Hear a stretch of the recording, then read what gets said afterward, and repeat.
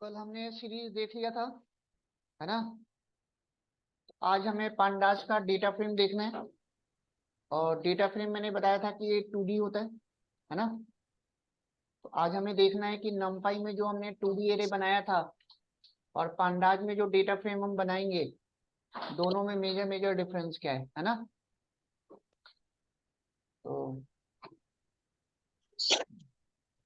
Heading डाल लो, note down करते चलना। NumPy difference between NumPy 2D array and pandas data frame.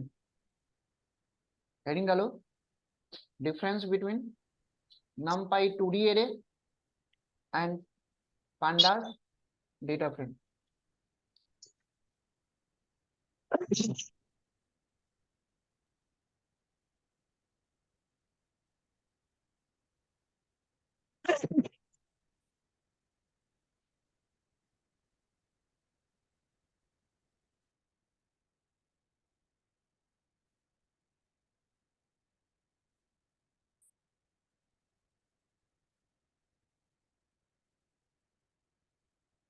तो अगर आपको numpy में 2D array बनाना है, तो मैंने बताया था कि numpy के अंदर array नाम का मेथड होता है और इस array मेथड के अंदर दो पैरामीटर देना होता है, डेटा और डेटा। तो मिनिमम 1 पैरामीटर और मैक्सिमम 2 पैरामीटर। लेकिन अगर आप पांडास का यूज करके डेटा फ्रेम बनाओगे, तो पांडास के अंदर डेटा फ्रेम नाम का एक मेथड होता है और डेटा फ्रेम में डी कैपिटल होगा, एफ कैपिटल होगा और इसमें मिनिमम 1 पैरामीटर और मैक्सिमम 4 पैरामीटर। तो पहला वाला पैरामीटर देना मैंडेटरी है और बाकी के 3 पैरामीटर क्या है, ऑप्शनल है। तो इसमें पहला पैरामीटर आपको डेटा देना है, दूसरा पैरामीटर इंडेक्स देना है, तीसरा पैरामीटर कॉलम्स देना है और चौथा पैरामीटर डी टाइप देना है। तो नमपाई में मिनिमम 1 मैक्सिमम 2, पांडाज में डेटा फ्रेम में मिनिमम 1 मैक्सिमम 4। तो डेटा वाला जो पैरामीटर है वो देना मैंडेटरी है और बाकी के जो 3 पैरामीटर है, इंडेक्स, कॉलम्स और डी टाइप, क्या है, ऑप्शनल। इतना क्लियर हुआ।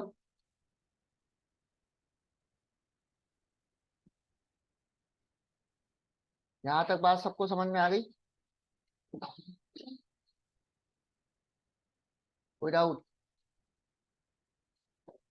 अब आपको ये बताना है, नमपाई में सबसे बड़ा ड्रॉबैक ये है कि मेरे को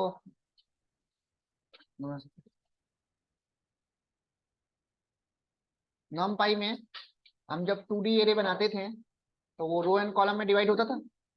लेकिन आपने देखा था कि नमपाई में जब हमने 2D एरे बनाया था तो जो डेटा लेता था वो होमोजीनस लेता था। दो टाइप के डेटा होते हैं, एक होमोजीनस और एक हेट्रोजीनस। होमोजीनस का मतलब सिमिलर टाइप का, यानी कि अगर मैं नमपाई में अगर मैं चाहूँ कि पहले कॉलम में वो इंटीजर डेटा स्टोर कर ले, दूसरे कॉलम में फ्लोट डेटा स्टोर कर ले और तीसरे कॉलम में स्ट्रिंग डेटा स्टोर कर ले, पॉसिबल नहीं है। क्योंकि मैंने जब नमपाई में आप लोगों को 1D और 2D एरे बनाना सिखाया था, तो उसमें मैंने बताया था कि अगर आप डिफरेंट डिफरेंट टाइप का डेटा देते भी हो तो वो फोर्सफुली उसको सिमिलर टाइप का बना देता है। याद आया? तो जब मैंने एक नमपाई एरे बनाया था, उसमें इंटीजर, फ्लोट और स्ट्रिंग तीनों वैल्यू ले ली थी, तो सबको वो स्ट्रिंग बना देता था, यूनी स्ट्रिंग। याद आया? आ रही बात में? लेकिन डेटा हमें रियल लाइफ में तो ऐसा मिलेगा नहीं। अगर आपने एक्सेल में डेटा अगर आपने देखा होगा, तो एक्सेल में तो जो डेटा मिलता है आपको, किसी कॉलम में न्यूमेरिक डेटा होता है, नंबर होता है, किसी में फ्लोट होता है, किसी में स्ट्रिंग होता है, हर टाइप का डेटा मिलता है ना, हेट्रोजीनस। तो रियल लाइफ में हमें डेटा तो वही मिलेगा, हेट्रोजीनस। होमोजीनस तो मिलेगा नहीं। वहां पे नमपाई में प्रॉब्लम आ जाएगी। तो इसी प्रॉब्लम को सॉर्ट आउट करने के लिए डेटा फ्रेम को डेवलप किया गया। और डेटा फ्रेम बनाने का एडवांटेज ये है कि इसमें मैं हेट्रोजीनस डेटा स्टोर कर सकता हूँ। आ गई बात समझ में? तो डेटा फ्रेम का सबसे पहला रियल एडवांटेज एक तो ये है कि इसमें जो डेटा स्टोर होता है वो हेट्रोजीनस फॉर्म में स्टोर होता है। आ गई बात समझ में? जबकि नमपाई में जो डेटा स्टोर होता है होमोजीनस। आ गई बात समझ में? सीरीज भी आपका होमोजीनस होता है ना? सीरीज में भी सारा डेटा सिमिलर टाइप का लेगा, या तो इंटीजर, या तो सारा फ्लोट, या सारा स्ट्रिंग, है ना? तो अगर आपको हेट्रोजीनस डेटा स्टोर करना है तो डेटा फ्रेम के अलावा और कोई ऑप्शन नहीं है। आ गई बात समझ में? तो ना नम पाई में तो आप कर ही नहीं सकते, सीरीज में भी नहीं कर सकते। इतनी बात क्लियर हो गई? दूसरा प्लस पॉइंट ये है डेटा फ्रेम का, कल मैंने आप लोगों को बताया था कि नम पाई में ओनली सिंगल इंडेक्सिंग फॉलो करता है, पोजिशनल, लेबल तो होता नहीं। डेटा फ्रेम में प्लस पॉइंट ये है, यहाँ पे रो एंड कॉलम होगा, तो रो एंड कॉलम को मैं मैनुअली इंडेक्स दे सकता हूँ, रो को भी दे सकता हूँ और कॉलम को भी दे सकता हूँ, लेबल। आ गई बात समझ में? और अगर डेटा फ्रेम में अगर रो को आपको मैनुअली इंडेक्स देना है तो इंडेक्स वाला पैरामीटर यूज करोगे, जैसे हमने सीरीज में किया था।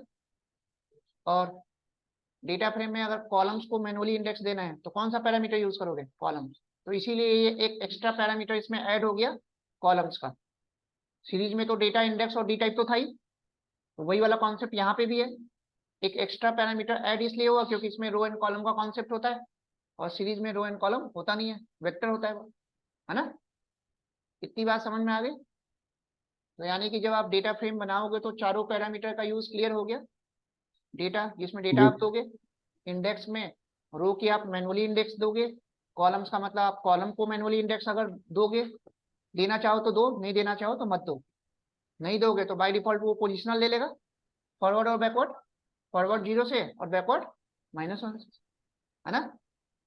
तो अगर जी आपने इंडेक्स और कॉलम्स वाला पैरामीटर यूज नहीं किया, पोजिशनल तो लेगा ही लेगा बाय डिफॉल्ट, फॉरवर्ड और बैकवर्ड। रिकॉर्ड आ गई लेगा। बात समझ में? जी तो अब आप लोगों को real difference, major difference clear हो गया नमपाई 2D एरे में और पांडाज के डेटा फ्रेम में। तो हर तरह से अगर हम देखें तो पांडाज का एडवांटेज है। आ गई बात समझ में डेटा फ्रेम का? तो इसीलिए मैंने जी बताया सर। था कि आपको काम ही किस पे करना है, डेटा फ्रेम। क्योंकि रियल लाइफ में जो भी आपको डेटा मिलेगा वो हेट्रोजीनस कॉलम का मिलेगा, होमोजीनस तो मिलेगा ही नहीं। आ गई बात समझ में? जी चलो, है म्यूटेबल का मतलब मॉडिफाई कर सकते हो, तो तुम्हें पता ही है। इम्यूटेबल का मतलब मॉडिफाई नहीं कर सकते, और म्यूटेबल का मतलब मॉडिफाई। अभी करके दिखाऊंगा। साइज मॉडिफाई का मतलब अगर मान लो आपने 2x2 का मैट्रिक्स बनाया तो बाद में उसको 2x3 कर दो, रिसर्च। कैसे भी मॉडिफाई कर सकते हो। तो आपका जो डेटा फ्रेम है म्यूटेबल है, मॉडिफाई कर सकते हो, जैसा चाहे वैसा कर सकते हो। आप चाहो तो रो को मॉडिफाई कर दो, चाहो तो कॉलम को मॉडिफाई कर दो, सब कुछ पॉसिबल है इसमें। ठीक है, कोई डाउट? तो इतना आप लोगों ने नोट कर लिया। तो अब आपसे अगर इंटरव्यू में पूछा जाएगा कि नमपाई में 2D एरे और अंदाज में डेटा फ्रेम में डिफरेंस, तो बता सकते हो? आप डेटा फ्रेम 5 अलग अलग तरह से बना सकते हो, है ना? एक लिस्ट का यूज करके, है ना? एक सीरीज का यूज करके,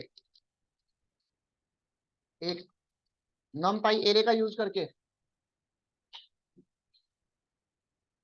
टाइम ओवर हो गया।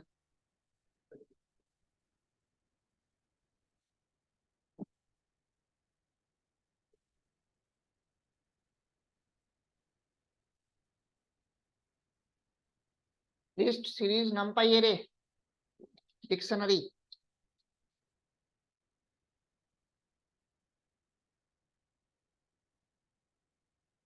हुआ? क्या हुआ? तो बता तो रहा हूँ, तुम तो पता नहीं दे दे, प्रेस कर दिया तुमने।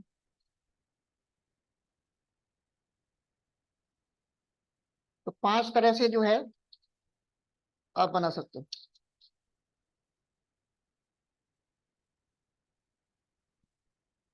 यही चीज हमें 1 बाय 1 देखना है।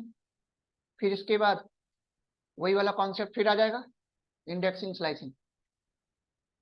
ठीक है, अब इसमें इंडेक्सिंग स्लाइसिंग का कॉन्सेप्ट थोड़ा सा डिफरेंट है। ठीक है, चलो यहाँ तक बात सबको समझ में आ गई। अब कुछ नहीं समझ में जी आने सर। वाला आपको, 15 मिनट लेट हो गए ना, कुछ नहीं आएगा समझ में, बैठने का कोई फायदा नहीं है आपको। अब हम बनाना देखते हैं। तो एक बार डेटा फ्रेम के बारे में पढ़ लो, लिखना नहीं है, ये शेयर कर दूंगा, बस एक बार पढ़ लो। तो अभी जो जो मैंने अभी स्टोरी सुनाई थी वही सारी चीजें इसमें लिखी है।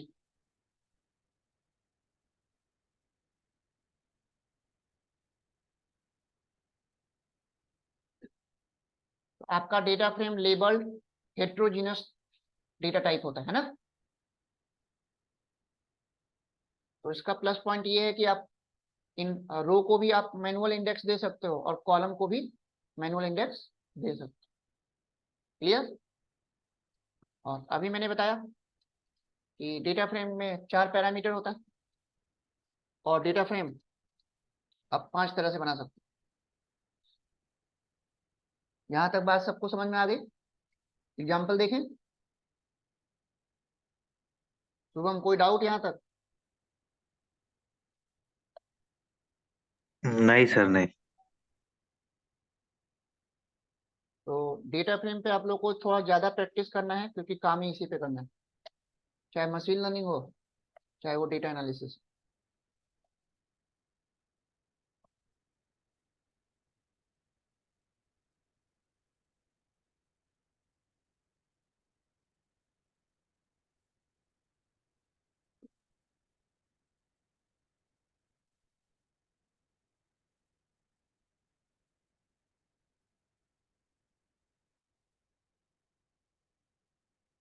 तो मैंने आप लोग को अभी बताया, सबसे पहले तो पांडाज इंपोर्ट कर लो। जहां जहां मैं पीडी लिखूंगा वो पांडाज का काम करेगा, है ना। और पांडाज के अंदर अभी मैंने बताया कि डेटा फ्रेम बनाने के लिए इसमें 4 पैरामीटर देने होते हैं, data, index, columns and data. इसी का यूज हमें देखना है कि कैसे करें, है ना।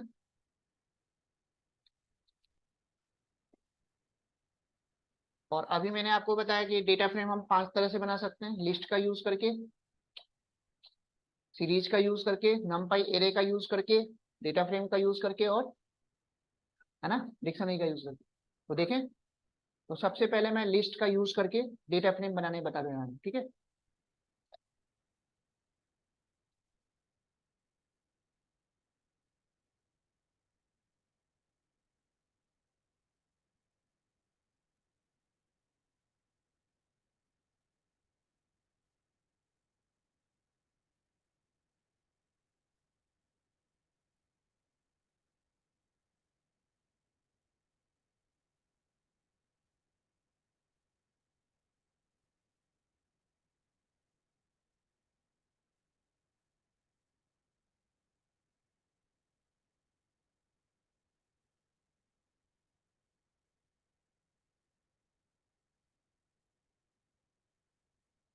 अब लिस्ट का यूज करके आप 2 तरह से डेटा फ्रेम बना सकते हो। एक तो आपने सिंगल लिस्ट यूज किया और एक नेस्टेड लिस्ट यूज किया। लिस्ट के अंदर लिस्ट बना देते हो तो उसको लिस्ट ऑफ लिस्ट बोलते हैं, इतना तो सबको पता है। अब डिफरेंस क्या होगा, तो ये चीज आपको याद रखना है कि अगर मैं सिंगल लिस्ट का यूज करके जब भी मैं डेटा फ्रेम बनाऊंगा तो उसमें मल्टीपल रो तो बनेगा लेकिन सिंगल कॉलम बनेगा। कभी भी सिंगल लिस्ट का यूज करके अगर मैं डेटा फ्रेम बनाऊंगा तो उसमें मल्टीपल कॉलम बन ही नहीं सकता। तो अगर आपको एक ऐसा डेटा फ्रेम बनाना है जिसमें मल्टीपल रो और मल्टीपल कॉलम भी हो तो उसके लिए आपको list of list, nested list use करना होगा। तो बिना नेस्टेड लिस्ट के आप मल्टीपल कॉलम वाला डेटा फ्रेम बना ही नहीं सकते। तो डिफरेंस क्लियर हुआ सिंगल लिस्ट और नेस्टेड लिस्ट का। सिंगल लिस्ट का यूज करके डेटा फ्रेम आप बनाओगे तो मल्टीपल रो तो बनेंगे, कॉलम एक ही बनेगा, बन ही नहीं सकता, है ना। चलो, तो पहले मैं सिंगल लिस्ट का यूज करके एक डेटा फ्रेम बनाता हूँ, ठीक है। यहां तक बात सबको समझ में आई?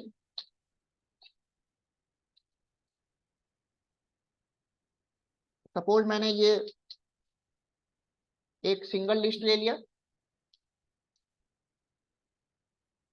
ये आपका एक सिंगल लिस्ट है। अब इस सिंगल लिस्ट को मेरे को क्या बनाना है, डेटा फ्रेम बनाना है।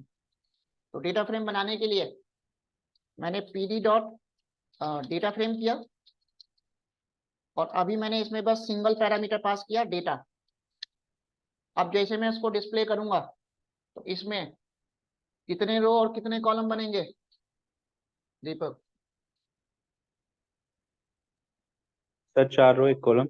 हाँ, 4 रो 1 कॉलम। 4 1 कॉलम। अब आपको दिख रहा होगा रो एंड कॉलम का कॉन्सेप्ट कैसे है। अभी तो आप बोलोगे कि ये तो सीरीज है, लेकिन आपने देखा होगा कि सीरीज में कभी भी कॉलम तो होता ही नहीं है। अगर कॉलम होता तो इंडेक्स भी तो शो करता। यहाँ पे आपको दिख रहा होगा कि रो एंड कॉलम दोनों का इंडेक्स शो कर रहा है।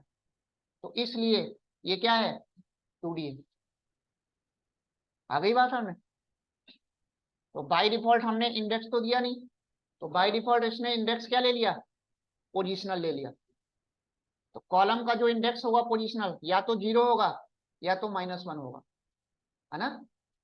और रो का जो इंडेक्स है 0 1 2 3, -1 -2 -3 -4। कोई कंफ्यूजन? तो बाय डिफॉल्ट अगर इंडेक्स और कॉलम्स अगर नहीं देते हो तो बाय डिफॉल्ट वो पोजिशनल तो लेगा ही लेगा। इतनी बात सबको समझ में आ गई? कोई कंफ्यूजन? No sir. तो जब भी आप सिंगल लिस्ट पास करोगे तो आपका सिंगल कॉलम का ही डेटा फ्रेम बनेगा, मल्टीपल कॉलम का बनेगा ही नहीं, ठीक है। अभी तक तो हमें ये होमोजीनस लग रहा है। अब मेरे को एक डेटा फ्रेम बनाना है हेट्रोजीनस। एक कॉलम हो इंटीजर और दूसरा कॉलम हो स्ट्रिंग। अभी मैंने बताया था डेटा फ्रेम हेट्रोजीनस होता है, तो यही तो प्लस पॉइंट है जो नमपाई में पॉसिबल नहीं। तो अब मैं क्या करूंगा, मल्टीपल कॉलम का डेटा फ्रेम बनाने के लिए सबसे पहले मैं नेस्टेड लिस्ट बनाऊंगा। और नेस्टेड लिस्ट आप लोगों को बनाना आता ही है, पाइथन में बताया था।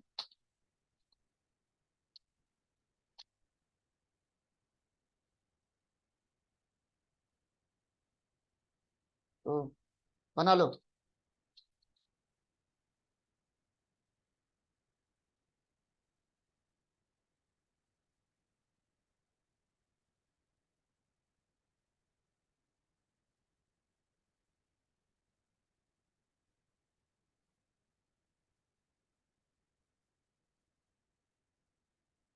ये हमने लिस्ट ऑफ लिस्ट बनाया, नेस्टेड लिस्ट बनाया। अब इस लिस्ट को अगर आप डेटा फ्रेम में पास करते हो तो दीपक बताओ कितने रो कितने कॉलम बनेंगे? जी सर। कितने रो कितने कॉलम? 3 2। 3 रो 2 कॉलम। हाँ, 3 रो 2 कॉलम। नमपाई में भी बताया जी था जी जितने स्क्वायर ब्रैकेट होते हैं उतने रो होता है, और हर जी। स्क्वायर ब्रैकेट के अंदर जितने एलिमेंट होते हैं उतने कॉलम होता है। इतने कॉलम होते हैं जी। 3 रो 2 कॉलम। तो जी अब मैं क्या करूंगा, pd डॉट डेटा फ्रेम, और इसके अंदर मैंने डेटा को पास कर दिया। अब जैसे मैं डेटा को डिस्प्ले करूंगा, अब आपका डीएफ को डिस्प्ले करना है। अब देखो प्रॉपर आपका एक डेटा फ्रेम हेट्रोजीनस बन गया। पहला कॉलम आपका स्ट्रिंग है और दूसरा इंटीजर। तो ये काम आप नमपाई में नहीं कर सकते। जस्ट लाइक ये एक्सेल की तरह डेटा आपका बन गया, और आप देख रहे होगे कि जब मैंने उसको डिस्प्ले कराया है तो थोड़ा स्टाइल में वो डिस्प्ले कर रहा है। ये देखो, इसका कलर थोड़ा डार्क है, इसका हाइट है, दिख रहा है। जैसे एक्सेल में फॉर्मेटिंग करते हैं, फॉर्मेटिंग करके ऑलरेडी वो डेटा दे रहा है, बिल्कुल एक्सेल की तरह टेबुलर फॉर्मेट में डेटा मिल गया। तो आपका डेटा फ्रेम में जो डेटा स्टोर होता है वो टेबुलर फॉर्मेट में स्टोर होता है, जस्ट लाइक एक्सेल की तरह। ठीक है।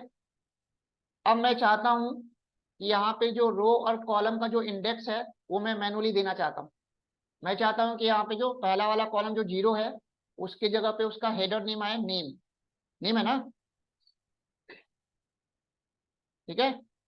और 1 में क्या दे दूं? एज दे दूं।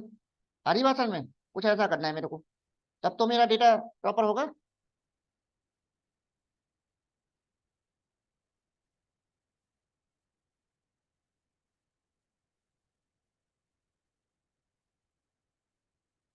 आ रही बात समझ में?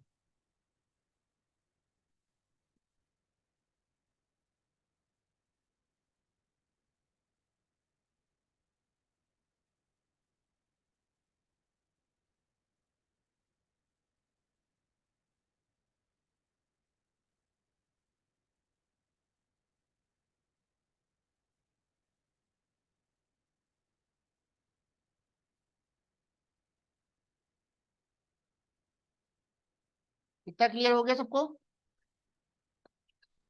यहाँ तक बात सबको समझ में आई? कोई कंफ्यूजन? अब देखो, अगर मैं इसका टाइप पता करूंगा तो क्या बताएगा? Data frame. कोड लाइब्रेरी के अंदर डेटा फ्रेम बता रहा है। जैसे कोड लाइब्रेरी के अंदर कल सीरीज बता रहा था, वैसे क्या बता रहा है? Data frame. आ गई बात समझ में? अब देखो, जी अगर मैं इस डेटा फ्रेम का अगर मैं डी टाइप पता करूंगा तो डी टाइप जब आप पता करोगे तो ये हर कॉलम का अलग अलग डेटा टाइप बताएगा। आ रही बात समझ में? D type super.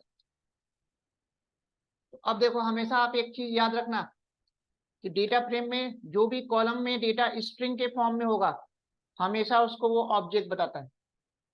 तो अगर ऑब्जेक्ट बताए तो तुरंत आप समझ जाना कि उसमें डेटा किस फॉर्म में है, स्ट्रिंग के फॉर्म में, है ना?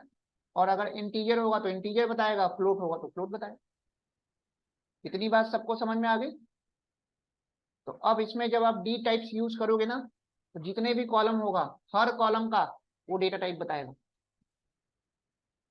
इतनी बात सबको क्लियर हुई? तो यही सब चीजें प्रोजेक्ट्स में मैं यूज करूंगा बार बार। तो ये आज वाला जो क्लास है बहुत इंपॉर्टेंट है, इसकी अच्छे से ज्यादा प्रैक्टिस करनी है, इसी पे काम ही करना है 1 महीने। पूरा डेटा फ्रेम पे ही काम होगा। समझ गए? चलो। तो अब मेरे को क्या करना है, अभी तक मैंने केवल सिंगल पैरामीटर पास किया। अब मैं चाहता हूं कि इसी डेटा फ्रेम में मैं ये चारों पैरामीटर पास करूं, इंडेक्स भी, कॉलम्स भी और डी टाइप भी। आ रही बात समझ में? तो अब चारों पैरामीटर का यूज करके मैं इस डेटा फ्रेम को कैसे मॉडिफाई करूंगा, देखें। यहां तक बात सबको समझ में आ गई? तो अभी तो मैं पहले ही बता रहा हूँ, लिस्ट का यूज करके डेटा फ्रेम बनाना ना, ध्यान से इसको समझना। अभी यहां तक कोई confusion? Shubham? No sir. No sir. अब देखो ध्यान से।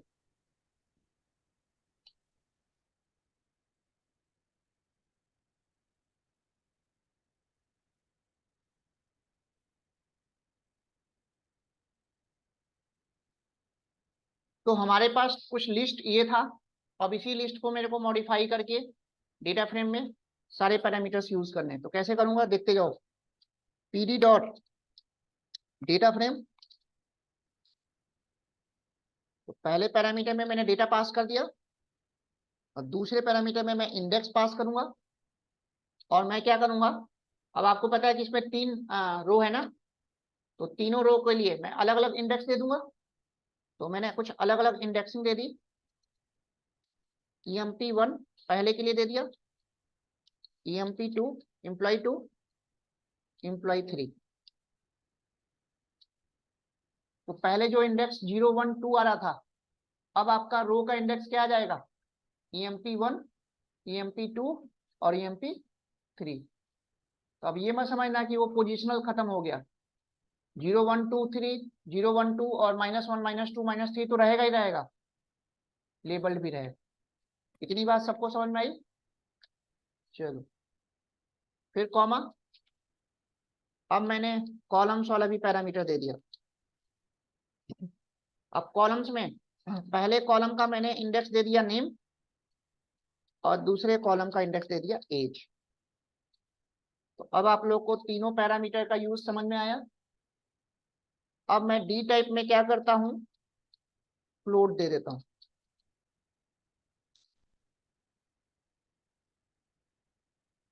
अब ये फ्लोट क्या करेगा,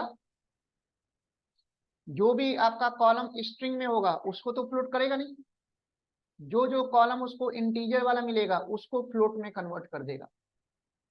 यानी कि अभी जो मैंने डेटा फ्रेम का जब डी टाइप पता किया था तो पहले का ऑब्जेक्ट बता रहा था और दूसरे कॉलम का इंटीजर बता रहा था ना।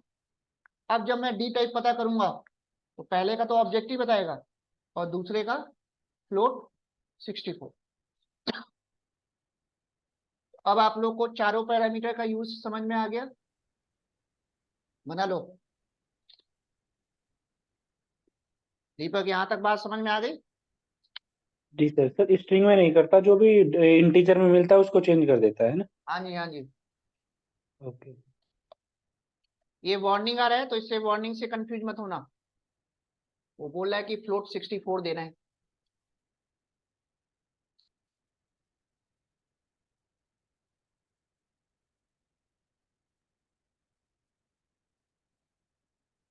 तो ये वार्निंग आ रहा है तो वार्निंग को मैंने खत्म करने के लिए एक लाइब्रेरी बताई थी, याद है आप लोगों को? इग्नोर करके थी। तो आउटपुट पे कोई इफेक्ट नहीं पड़ेगा, प्रॉपर काम कर रहा है ये देखो। इस वार्निंग को अगर आपको खत्म करना है तो मैंने एक लाइब्रेरी बताई थी, इंपोर्ट वार्निंग्स, याद है? इग्नोर। ठीक है। और इसके अंदर क्या लिखना होता है, filter dot ignore. Warnings dot ignore. Filter. Ignore. और इसके अंदर इग्नोर।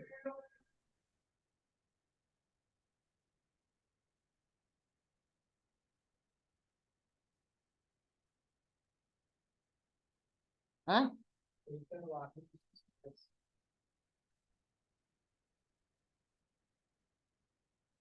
तो ये लगा देना आप लोग, तो वार्निंग खत्म हो जाएगा। तो वार्निंग से कुछ कंफ्यूज मत होना ना। अब देखो जो मैंने करना था वो हो गया। शुभम यहाँ तक बात समझ में आई नहीं आई? Yes sir.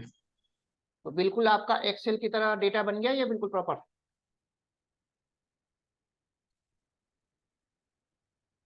अभी मैं इसका इंडेक्सिंग स्लाइसिंग नहीं बताऊंगा, इंडेक्सिंग स्लाइसिंग मैं बाद में बताऊंगा कल। पहले हम बनाना सीख ले, क्योंकि इसका इंडेक्सिंग स्लाइसिंग थोड़ा डिफरेंट है। नॉर्मली वैसा नहीं होगा जैसे मैंने नमपाई में बताया। अब अगर मैं इसका डी टाइप पता करूंगा तो पहले का ऑब्जेक्ट बताएगा और दूसरे का फ्लोट बताएगा। अब आप लोग को लिस्ट का यूज करके डेटा फ्रेम कैसे बनाना है सबको समझ में आ गया या नहीं आया?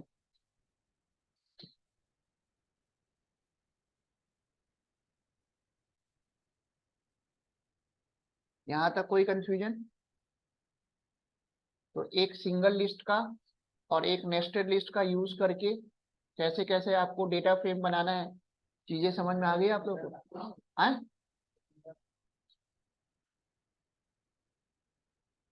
अरे सिंटेक्स देखो सही से, फिर से कर्नल को रीस्टार्ट कर दो ऊपर से। हाँ जी, सबका हो गया? दीपक चल रहा है ये? जी सर।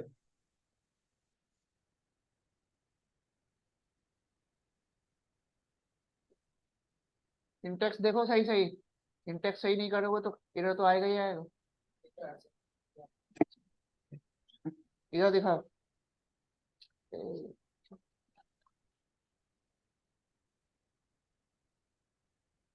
इधर ले आओ जल्दी से।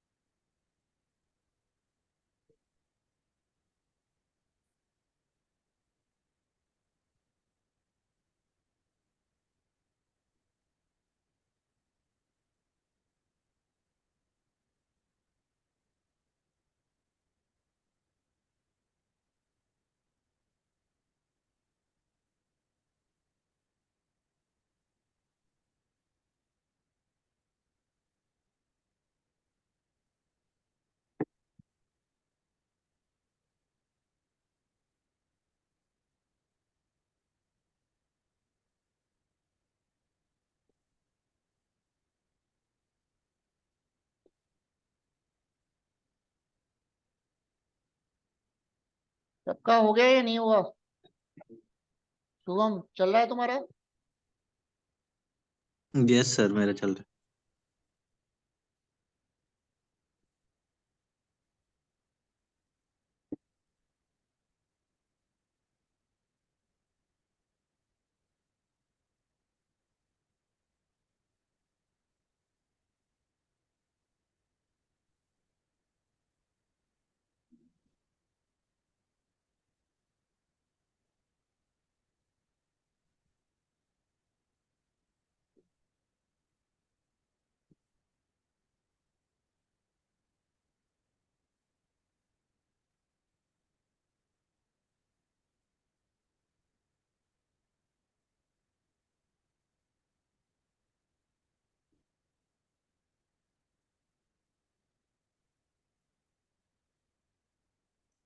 तुम्हारे में क्यों आ रहा है भाई ऐसा? जुपिटर लेटेस्ट वर्जन है या पुराना वर्जन है?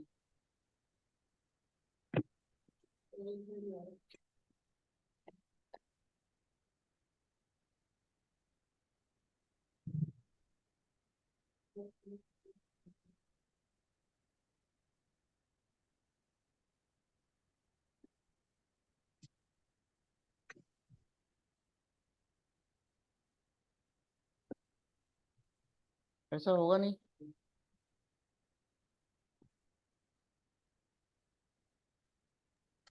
सर। पूरा सेल रन कर रहा है, वो पूछ लो आप। है सेल रन कर रहा है कि नहीं पूरा? चल कर एक तो बार रहा कर्नल रिस्टार्ट कर दिया होगा सर इन्होंने। एक बार है। उसको वो कर दो, कर्नल को रिस्टार्ट कर दिया होगा, आउटपुट वाला। उसको बोलो सर, पूरा फिर शायद आए। आवाज कट गई भाई आपकी।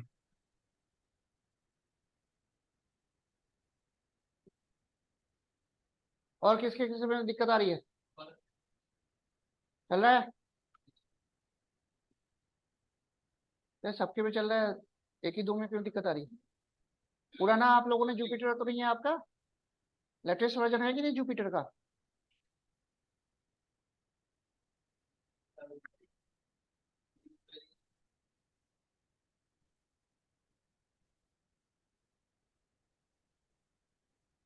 करो तो एक काम करो, पकड़ो।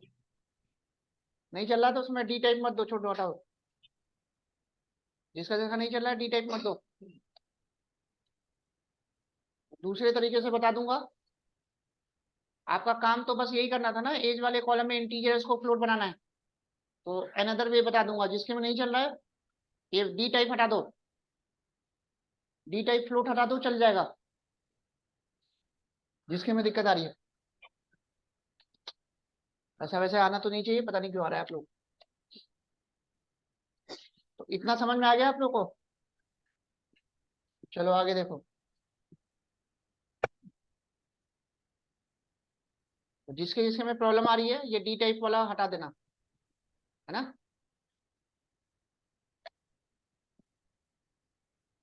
सर, वार्निंग में लिखा तो है कि either all columns will be cast to that dtype और a type error will be raised. चलो आगे देखो। अरे वार्निंग आ रहा है, आप काम तो करता है सारा, यहाँ तो काम ही नहीं कर रहा है इनका। हाँ, तो उसी वार्निंग में तो बोल रहा है सर कि या तो फिर कास्ट हो जाएगा, नहीं तो टाइप एरर शो कर देगा। कास्ट होना चाहिए ना, जो सब में हो रहा है। हाँ, तो एक दो में नहीं हो रहा तो रीजन क्या है? ये भी तो है। उनका वर्जन नया होगा, लिखा हुआ है उसमें, इन अ फ्यूचर वर्जन लिखा हुआ है। अरे नया वर्जन मेरे में भी है, मैंने भी नेट लेटेस्ट इंस्टॉल कर रखा है। ठीक है, हो सकता है इनके में वर्जन की इशू हो ना, समझ गए। अच्छा। पुराना वर्जन इन्होंने कर रखा होगा, है ना। तो उसका एक दूसरा तरीका है, हम दूसरे तरह से कर सकते हैं, एज टाइप यूज करके, आगे बताऊंगा, ठीक है, अगर जरूरत है तो। ठीक है, कितना क्लियर हो गया? चलो अब नेक्स्ट देखो। एक मैंने दूसरा डेटा फ्रेम बनाया, लिखो।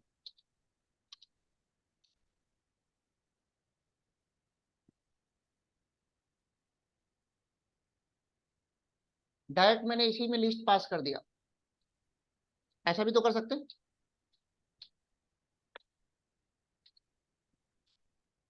और यहाँ पे मैंने कॉलम्स का एक इंडेक्स दे दिया, ठीक है। अरे हाँ, बता तो रहा हूँ, बताऊंगा आगे, बोल तो दिया मैंने, अभी वही चीज तो बोला।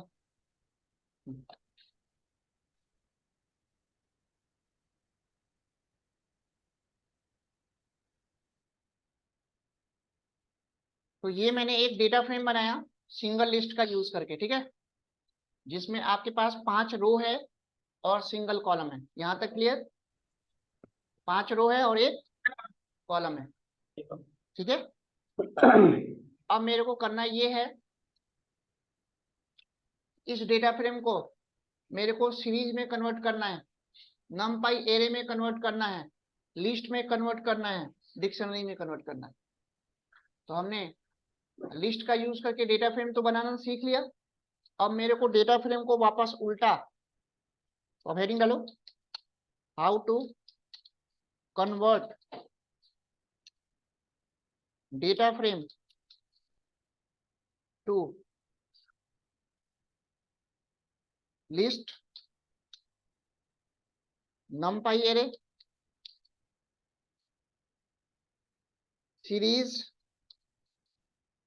है ना, और डिक्शनरी।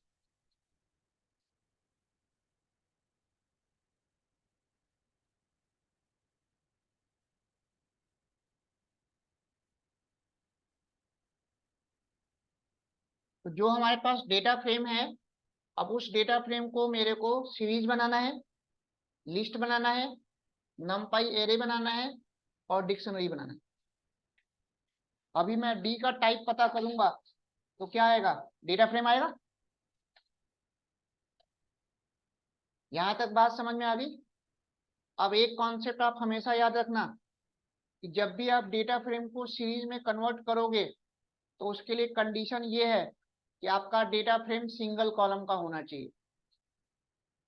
अगर आपका डेटा फ्रेम मल्टीपल कॉलम का है तो वो सीरीज में कन्वर्ट होगा ही नहीं।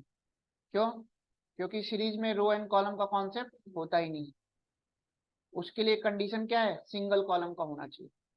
और अगर आपकी रिक्वायरमेंट ये है कि आपके पास डेटा फ्रेम में मल्टीपल कॉलम है और आपको सीरीज बनाना है, तो सबसे पहले हर कॉलम को आपको अलग अलग सेपरेट करना पड़ेगा, और जितने कॉलम होंगे उतने अलग अलग सीरीज बनेगा। बात समझ में आई? तो इसीलिए मैंने यहाँ पे जो डेटा फ्रेम बनाया सिंगल कॉलम का बनाया, ताकि मैं उसको सीरीज में कन्वर्ट कर पाऊं। इतनी बात समझ में आ गई? चलो, तो अभी अगर मैं डी का टाइप पता करूंगा तो क्या आएगा, डेटा फ्रेम आएगा। आ रही बात समझ में? अब सीरीज बनाने के लिए आप क्या करोगे, डी, और यहाँ पे जो कॉलम का इंडेक्स था वो दे दो। अब जब आप एस वेरिएबल को डिस्प्ले करोगे, है ना, तो ये आपका सीरीज बन गया। तो डेटा फ्रेम से सीरीज बनाना कितना आसान है। अब अगर मैं एस का टाइप पता करूंगा तो सीरीज आएगा। वैसे देख के भी आपको पता लग रहा है कि सीरीज है, कॉलम का इंडेक्स दिखा रहा है। अभी जब आपने डी को डिस्प्ले किया था तो रो एंड कॉलम दोनों का इंडेक्स दिखा रहा था यहाँ पे, ये देखो। लेकिन अब जब हमने सीरीज में कन्वर्ट कर दिया, कॉलम का कॉन्सेप्ट, रो एंड कॉलम का कॉन्सेप्ट तो खत्म हो गया ना। अब अगर मैं टाइप करके एस का टाइप पता करूंगा तो क्या बताएगा, सीरीज। तो हम समझ में आई बात? Yes sir. तो किसी डेटा फ्रेम को सीरीज में कैसे कन्वर्ट करना है, क्लियर हुआ? तो ये सारे कॉन्सेप्ट आपको याद रखने हैं, जो आगे प्रोजेक्ट्स में बार बार मैं दूंगा काम, तो वहां बताऊंगा नहीं, दूंगा, आपको सोचना होगा कैसे करना है।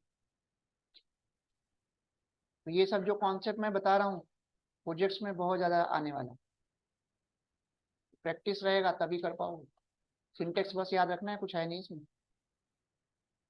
अब मेरे को डेटा फ्रेम को लिस्ट बनाना है या नमपाई एरे बनाना है। पहले नमपाई एरे बना लेते हैं। तो ये हमारा डेटा फ्रेम है। अब इसको मैं numpy एरे बनाऊंगा, तो ऑब्वियस ही बात है कि अगर आप कोई ऐसे डेटा फ्रेम को numpy में कन्वर्ट करोगे जो सिंगल कॉलम का है तो ये 1D बनेगा। अगर मल्टीपल कॉलम का अगर डेटा फ्रेम होता और उसको आप numpy एरे बनाते तो वो 2D बनता, है ना। numpy में दिक्कत नहीं आएगी, सीरीज में दिक्कत आएगी बस, है ना, ये याद रखना। तो अब आपको numpy एरे बनाना है तो कुछ नहीं करना, डी डॉट जो कॉलम का इंडेक्स है वो दो, डॉट वैल्यूज बताया था मैंने, एक एट्रीब्यूट होता है। तो अब आपका ये numpy एरे में कन्वर्ट हो गया। सिंटेक्स 1 by 1 क्लियर हो रहा है सबको।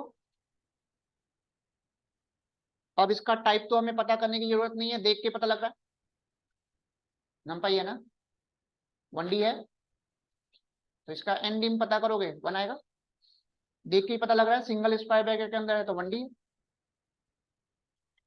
दीपक यहाँ तक बात समझ में आ गई? जी सर, क्लियर है। तो डेटा फ्रेम को सीरीज बनाना, numpy एरे बनाना और लिस्ट बनाने के लिए कौन सा मेथड बताया था, याद है? To list. तो टू लिस्ट सर। कुछ नहीं करना, D dot whole underscore 1 dot to list method use कर लो, लिस्ट बना दे। और इसका टाइप पता करो, लिस्ट है, एल है वो, 1 नहीं है, एल। तो इस तरह से जब जैसी रिक्वायरमेंट हो आप डेटा फ्रेम को सीरीज बना लो, numpy एरे बना लो, लिस्ट बना लो, कुछ भी कर सकते। बात सबको समझ में आ गई या नहीं आई? और डिक्शनरी बनाने के लिए कौन सा मेथड बताया था, टू अंडरस्कोर टिक। तो चीजें वही हैं, चाहे numpy हो चाहे पांडा हो, नाम चेंज नहीं किया ताकि हमें याद करने में दिक्कत ना हो। तो अब डिक्शनरी बनाने का जो सिंटेक्स है कुछ ये है, पीडी डॉट डेटा फ्रेम लिखना होगा और डेटा फ्रेम के अंदर टू अंडरस्कोर डिक नाम का फंक्शन होता है और इसके अंदर उस डेटा फ्रेम को क्या करेंगे, पास कर देंगे। अब ये डिक्शनरी बना दे और इसका अगर मैं टाइप पता करूंगा तो डिक्शनरी आएगा। चीजें क्लियर हो रही हैं आप लोग को 1 by 1 कैसे कैसे प्रैक्टिस करनी है डेटा फ्रेम की? शुभम, कोई कंफ्यूजन अभी तक? नहीं सर। तो लिस्ट का यूज करके डेटा फ्रेम बनाना और डेटा फ्रेम को सीरीज, numpy, लिस्ट और डिक्शनरी में कैसे कन्वर्ट करेंगे वो भी क्लियर। तो ये सब कॉन्सेप्ट बहुत ज्यादा यूज होगा। अलग अलग मैं लाइव डेटा दूंगा आपको और डेटा आपका लिस्ट के फॉर्म में होगा, उसको फिर कन्वर्ट करना होगा डेटा फ्रेम में या फिर डेटा फ्रेम को लिस्ट। इतना क्लियर? चलो अब हम दूसरा कॉन्सेप्ट देखते हैं। अभी तक तो मैंने लिस्ट का यूज करके बताया, अब हम देखते हैं सीरीज का यूज करके डेटा फ्रेम बनाना। अब आपको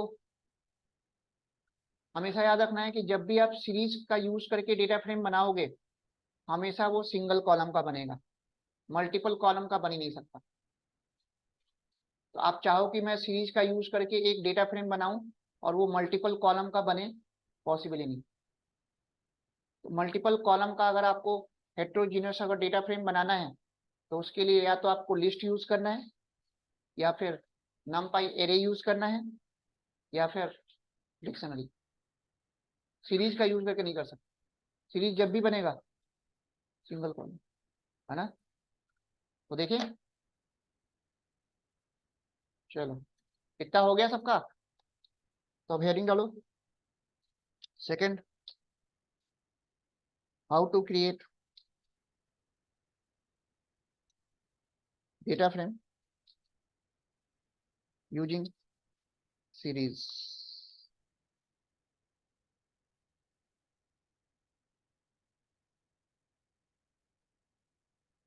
तो सबसे पहले मैं सीरीज बना लेता हूँ और सीरीज बनाना मैंने कल बताए थे आप लोग को।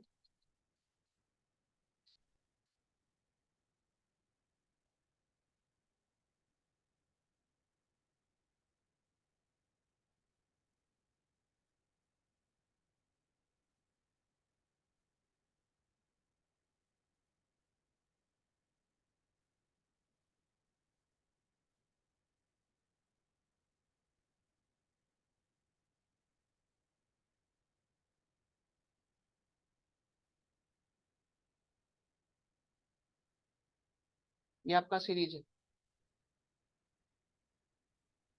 बना लो।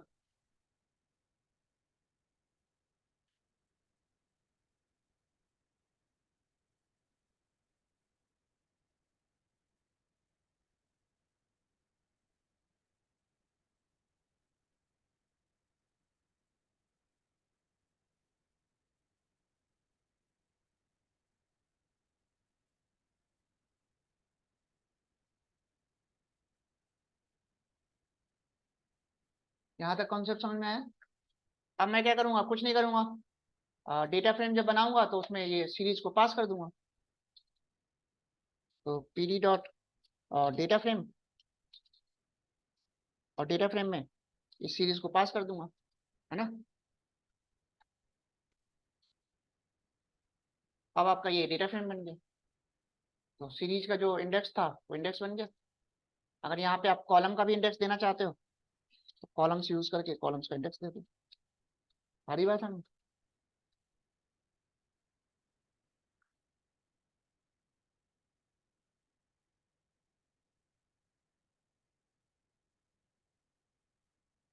इसको उसमें देना होता है, लिस्ट में।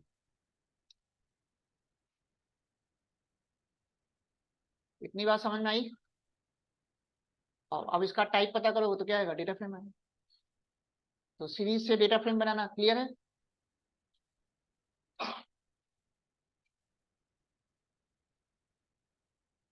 तो सीरीज का जो लेबल्ड इंडेक्स था वो डेटा फ्रेम में रो का लेबल बन गया।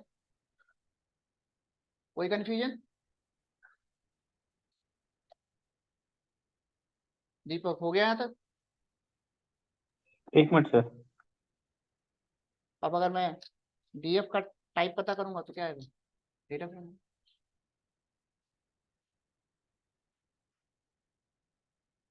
चीजें क्लियर हो रही है कैसे कैसे डेटा फ्रेम बनाना है, लिस्ट का यूज करके, सीरीज का यूज करके।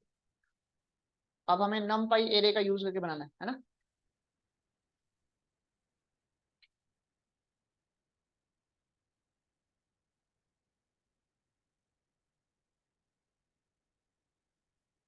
हो गया यहाँ तक?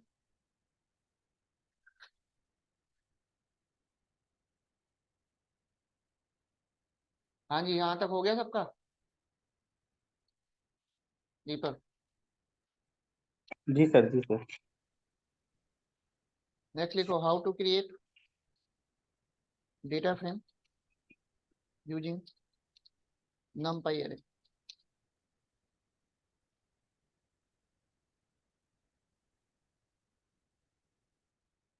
तो numpy array यूज करने के लिए आपको पहले तो numpy इंपोर्ट करना पड़ेगा। numpy इंपोर्ट कर लिया और numpy array का यूज करके मैंने एक 2D array बनाया। कोई मैंने एक मैट्रिक्स बना लिया।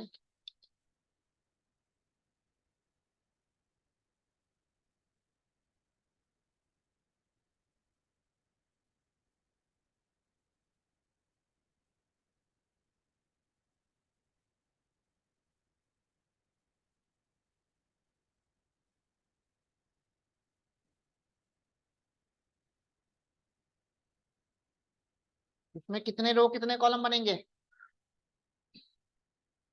4 2।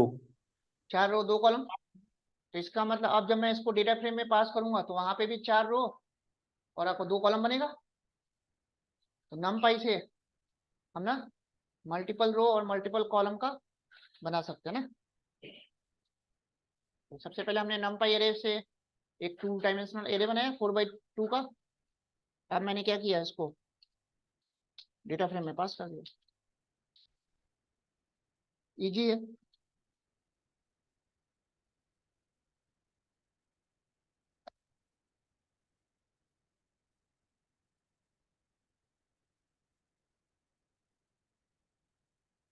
तो हर तरह से आपको डेटा फ्रेम बना के देखना है, numpy का यूज करके, सीरीज का यूज करके, लिस्ट का यूज करके, डिक्शनरी का यूज करके।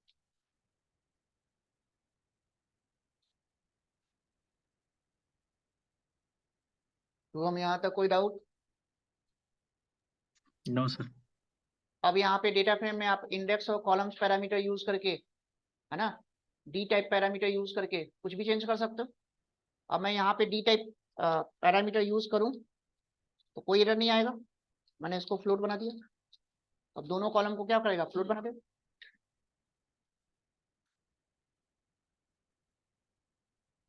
हाँ, जिसके में प्रॉब्लम आ रही थी ये वाला यूज करो, ये प्रॉब्लम नहीं आएगी ना इसमें, क्योंकि सारा कॉलम इसमें क्या है, नंबर।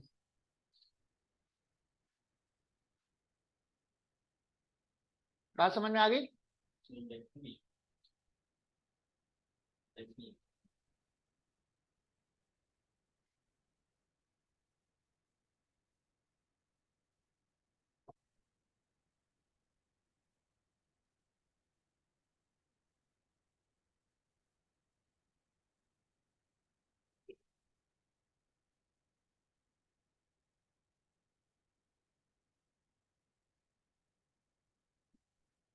अरे देख तो लिया करो, डिस्प्ले कर रहे हो नमपाई एरे को, बना रहे हो डेटा फ्रेम, डीएफ डिस्प्ले करोगे ना।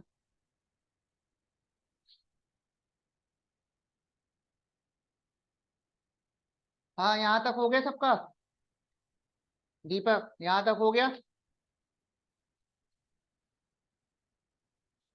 जी सर, हो गया सर। तो अब आप लोग को चारों पैरामीटर समझ में आ रहा है, डेटा, इंडेक्स, कॉलम्स और डी टाइप, इन्हीं चारों पैरामीटर्स पे काम करना है। अब तो अलग अलग आप लोग कर करके देख लोगे ना। चलो अब डिक्शनरी का यूज करके देखते हैं। तो चौथा लिखो, how to create data frame using dictionary.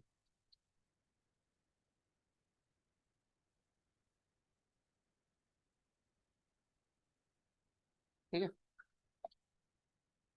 तो पहले मैं एक डिक्शनरी बनाता हूँ।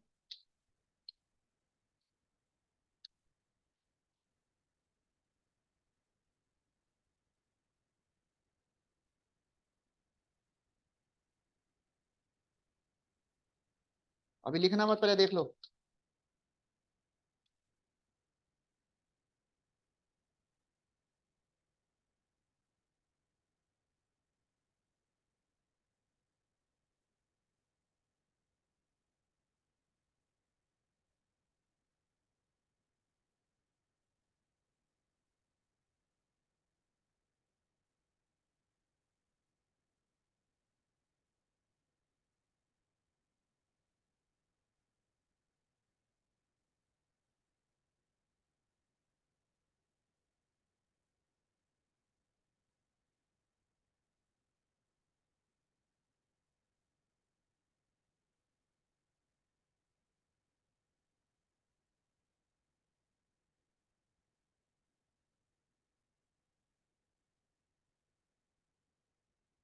ये हमारा डिक्शनरी बना, एक बार बना लो इसको, फिर मैं बताता हूँ।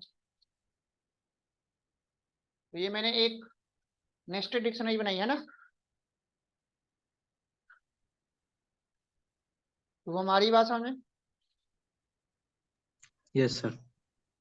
अब देख के बताओ कि जब मैं इसको डेटा फ्रेम में पास करूंगा तो कितने रो और कितने कॉलम बनेंगे। 3 3 सर। हाँ, 3 रो और 3 कॉलम, है ना, 3 रो 3 कॉलम। 3 स्टूडेंट का रिकॉर्ड है ना, नेम है, एज है, मार्क्स है। तो अब कुछ नहीं करना, ED dot data frame, sir 1 minute sir, 1 minute. और डेटा फ्रेम में डिक्शनरी पास कर दी।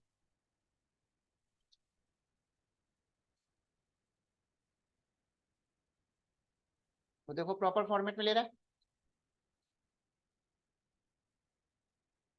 और मैं यहाँ पे क्या करता हूँ, इंडेक्स पैरामीटर यूज करके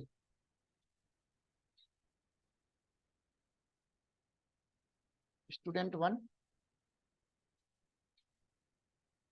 स्टूडेंट 2, स्टूडेंट 3, रो की इंडेक्सिंग भी दे देता हूँ, ताकि हमारा रो एंड कॉलम तीनों की इंडेक्सिंग आ जाए।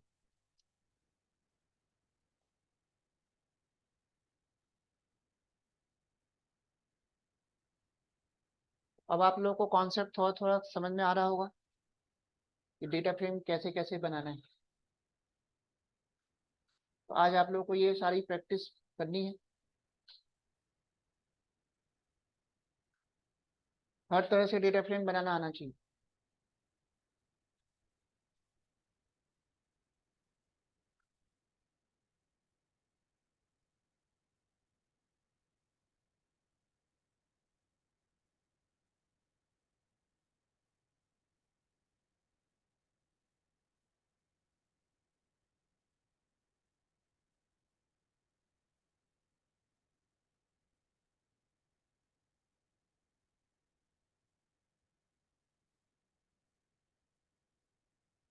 कितना समझ में आ गया सबको? जी सर। दीपक हो गया? हाँ जी। तो ये देखो आपका डेटा फ्रेम बन के आ गया। रो की भी इंडेक्सिंग हो गई, कॉलम की भी इंडेक्सिंग हो गई, प्रॉपर फॉर्मेट में आ रहा है। तो अब आप लोग को डेटा फ्रेम बनाने का एडवांटेज समझ में आ रहा होगा। अब इस डेटा फ्रेम का अगर मैं डी टाइप्स पता करूं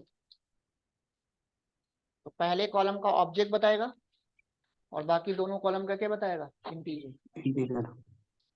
तो तीनों कॉलम का अलग अलग डेटा टाइप बता रहा है। यहाँ तक बात समझ में आ गई या नहीं आई? आ गई सर।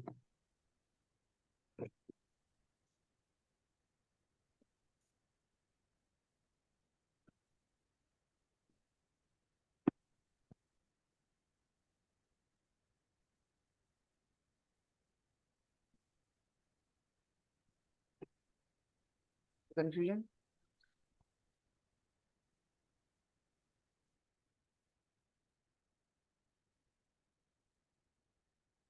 तो आज तो बस मैंने डेटा फ्रेम बनाना बताया आप लोग को।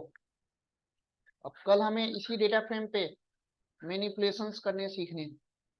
इस डेटा फ्रेम में मेरे को नया कॉलम ऐड करना है, नया रो ऐड करना है, किसी कॉलम को ड्रॉप करना है, जैसे हमने माइस्क्यूएल में किया था। टेबुलर डेटा में तो हम कुछ भी कर सकते हैं ना।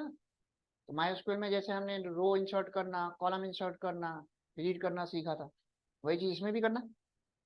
अब मैं चाहता हूँ कि एक नया कॉलम ऐड हो जाए, लास्ट में, बीच में, स्टार्टिंग में, कहीं पे भी। एक नया रो ऐड हो जाए बीच में, कहीं पे भी है। कोई कॉलम आपका चेंज हो जाए, डिलीट हो जाए, किसी कॉलम का नाम चेंज करना है, वही टेबल वाला सारा कॉन्सेप्ट हमें इसमें भी यूज करना है पांडास के थ्रू। तो वो मैनिपुलेशंस हम देखेंगे और वो सबसे इम्पोर्टेंट है क्योंकि वही काम हमें करना है। अभी तो मैं इस डेटा पे आप लोगों को बताऊंगा एक नया कॉलम इंसर्ट करना, रो डिलीट करना और कॉलम डिलीट करना। अब यही चीज, यही कॉन्सेप्ट जब मैं आपको लाइव डेटा पे करवाऊंगा एक्सेल में, तो अब आपको करना ये होगा कि पांडास से पहले एक्सेल का डेटा रीड करोगे, डेटा फ्रेम बन जाएगा। और जब डेटा फ्रेम बन जाएगा, अब यहीं पे मैं पांडास के थ्रू एक्सेल में मैं चाहता हूँ एक्सेल वाले शीट में बीच में एक नया कॉलम ऐड हो जाए या कोई कॉलम डिलीट हो जाए, सारा काम यहीं से होगा, एक्सेल में अपने आप होता रहेगा, वहां जाके नहीं करना। आ गई बात समझ में? तो वो चीज आप तभी कर पाओगे जब ये कॉन्सेप्ट जो मैं बताऊंगा आता हो। तो अभी तो हम यहाँ पे स्टैटिक डेटा पे काम कर रहे हैं, यही सारा काम आपको लाइव डेटा पे करके देना। तो कल ये सब मैनिपुलेशंस देखेंगे, सॉर्टिंग, इंसर्ट, डिलीट, रीनेम, उसके बाद फिर इंडेक्सिंग, स्लाइसिंग। समझ गए? तब जाके कल आपका ये डेटा फ्रेम कंप्लीट हो जाए और मंडे से आप लोगों का प्रोजेक्ट वर्क स्टार्ट हो जाए।